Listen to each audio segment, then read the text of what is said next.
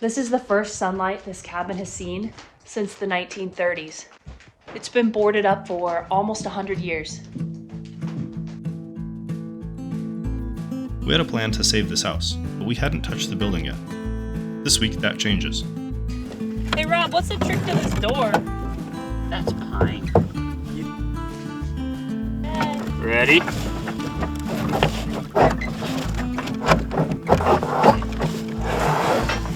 Driving down the highway, I'm sure you've seen falling-in barns or old log cabins out in the field. Ever wonder what the story is? Who the people were who lived there? This is one of those old buildings, and it has been a mystery trying to figure this out. Today is the day we start rebuilding this little house, one rotten board at a time, and getting its story straight. Well, good morning. It's the 13th of February. We're out at Uncle Dan's here. I didn't do my husbandly duties and get my wife flowers this year. So for Valentine's Day, we are going to do some cleanup work here. And our first order of business is going to be taking out this bulkhead. So this homestead cabin that he's at is this 1889 house that's been abandoned for years. And our plan is to fix it up. It was used as a granary, and at some point it just decided to store two different kinds of grain in here, probably wheat and barley. So they put up this bulkhead. Some of this concrete, or some of this plywood was concrete formed, some new boards. So this is part of it, and then the other part's over there. And this will open it up, give us a little bit more of a picture of what we're dealing with, and add some light. Well, currently the only window that's open is that one on the south end. Here's the other half of that bulkhead. So we got a sawzall, we got some hammers that we're gonna put you down and shoot a time lapse. You'll get to see it done as I do it.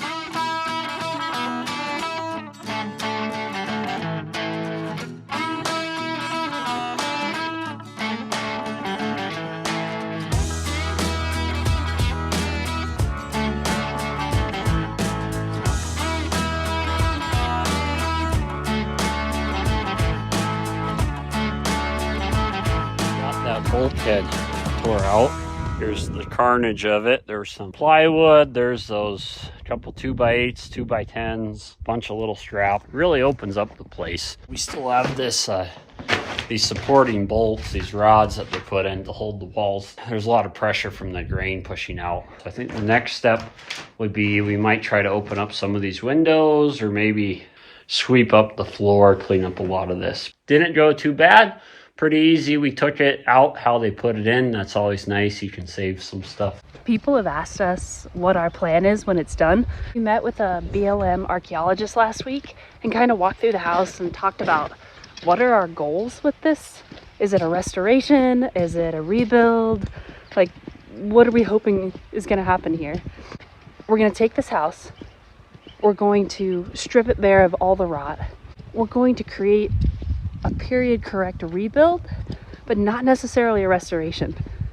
And I think the closest plan so far is that we're going to turn it into some sort of experience stay. So we're going to turn it into a period correct house with maybe a cook stove, wood burning cook stove, so you can stay in it and have that real experience of what being a pioneer in Montana around the turn of the century was like, which is kind of a different goal. I don't know how many places like that are around here in Montana. So if it works, it's going to be exciting. We'll see. That's plan A, or plan E, out of many, many different thoughts and plans we've had.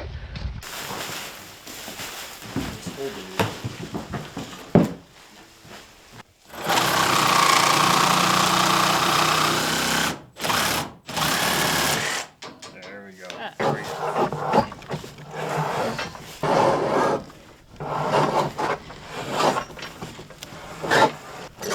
Almost there.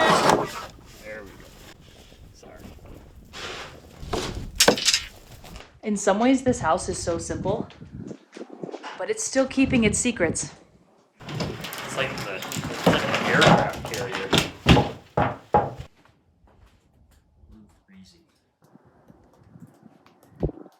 Some little kid signed an M, a couple M's, and looks like a staircase. We have a little kid who does that. pretty cool. This was all behind plywood for the grain bin, so it must be pretty decently old. I think there's rat poison in this. All those pellets. Really? Nah, they just poop.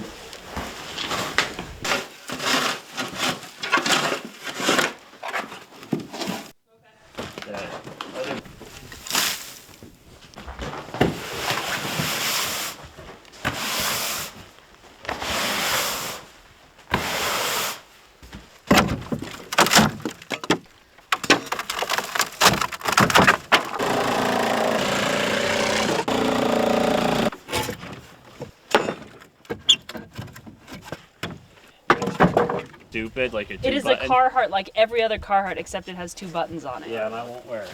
Because you have too much chest hair coming out. No, Like it's a the fear Italian man. that the chest hair might get caught in a button.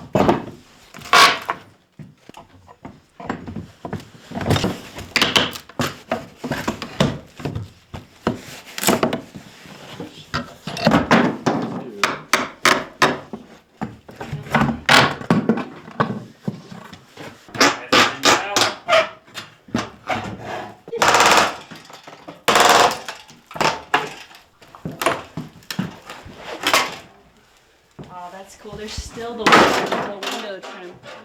Look at that. With the square nails.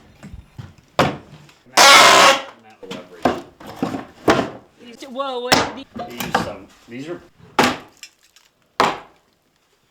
some tape.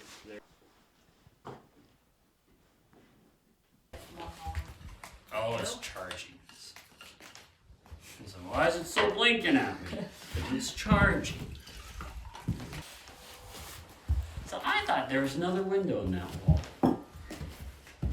Yeah, me Maybe too. I screw up your model. I don't believe you. You're a terrible liar. The thing with the Jackson Ranch is everything's kind of literal. So it being called Uncle Dan's would only conclude that Dan McLaughlin has something to do with this building. He had a lot to do with this building. We do not know exactly when this house was built, or even if a family lived in it. We do know the land deed shows it was homesteaded in 1889, just before Montana became a state. We had a Bureau of Land Management archaeologist come out last week to take a look at this cabin and help us solve the mystery of what it was originally used for. Could it possibly have been an 1800s schoolhouse? That's why the layout is kind of weird. That's why I'm trying to figure out the windows, the doors, that kind of stuff. Yeah. What was a window? What was a door? There are a lot of windows and they're big. Would a schoolhouse have a central Not necessarily. fireplace or chimney? It would have some kind of wood stove, but it wouldn't necessarily be in the center. It could be. There's even been real questions about whether it was moved here, a common occurrence for lots of buildings in this area. And they had the inspection reports that I was trying to find for you guys.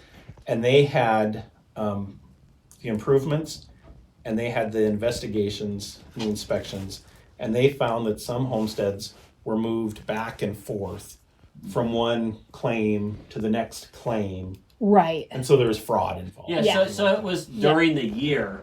They would get inspected, then they Yep. move that over to Terry's, and Because they there would was- just... Yeah. In this particular case, there was a mom who homesteaded, a daughter who homesteaded, a son who homesteaded. Yeah. And they would move the buildings. Yeah. Just put it on skids and slide it. Yeah. Zane talked about how maybe it was a schoolhouse.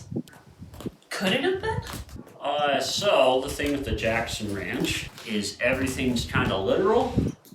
Of So some yeah, if sort. it was a schoolhouse, they would have called it the old schoolhouse. It would have been the schoolhouse. I could envision this being more of a summer house for him while he was trying to get the place situated. Yeah.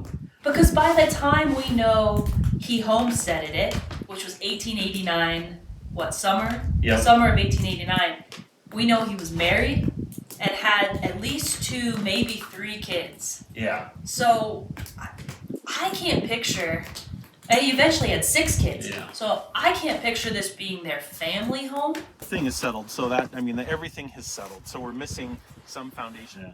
But interesting thing is that would make this seem like this is the right location. At least this addition was built after it was in this location. Is why else would you have that cornerstone right there? Yeah. So you have a cornerstone and you're missing a log. So, I mean, there are a couple of things that would argue that at least this part was built on this site. In regards to it being moved here, this little piece of ground that it's on, it's so maybe 3-4 acres, is some very, very good ground.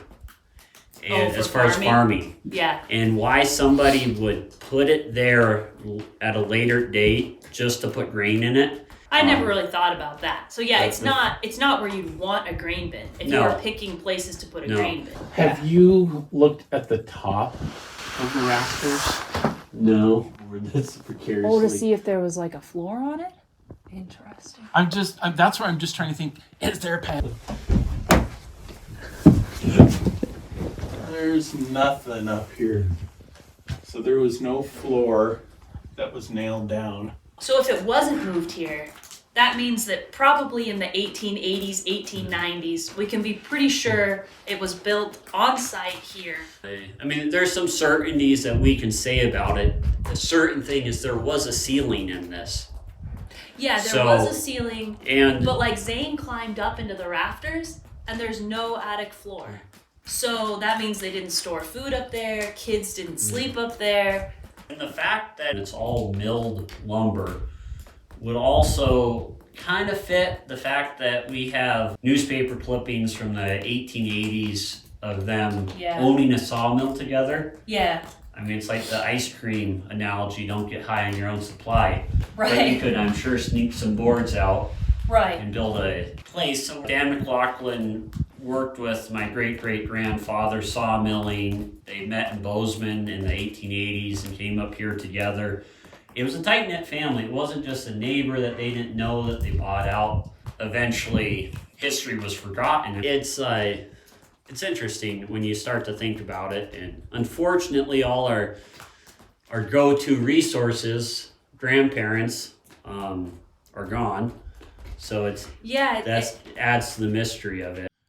Understanding the history of what this place was is critical to deciding how we want to rebuild it. Our mission here is to recreate this house honestly and architecturally speaking precisely, so that when we are all done, the new Uncle Dan's will look exactly like the old Uncle Dan's. Even if we can't save every original board they used, we can replicate the idea. If they used pine siding, we will use pine siding. If they put a window or a door on a wall, we will put a window or a door there. And when we're all done, people will get to use this space and feel what it was like to be an early settler. This 1889 project is well underway. One humble piece of Montana history is getting a whole new lease on life. Check back next Saturday to watch the sawmill make boards from the trees we've harvested. And next time you drive by a falling-in cabin on the side of the road, maybe you'll think of this project.